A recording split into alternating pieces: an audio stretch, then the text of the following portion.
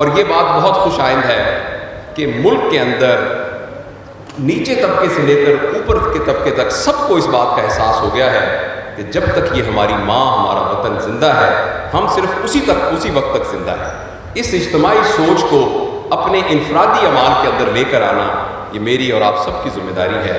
آج کی تقریب میں جہاں ہم نے ان عظیم لوگوں کا شکریہ ادا کرنا ہے، وہاں اس ہال سے جانے سے پہلے یہ بھی عہد کر کے جانا ہے کہ جس طریقے سے انہوں نے اپنا فرض ادا کیا، ہمارے اوپر بھی ایک ذمہ داری ہے جس کو ہم نے ادا کرنا ہے۔ یہ باتیں میں نے اپنی طرف سے کی ہیں۔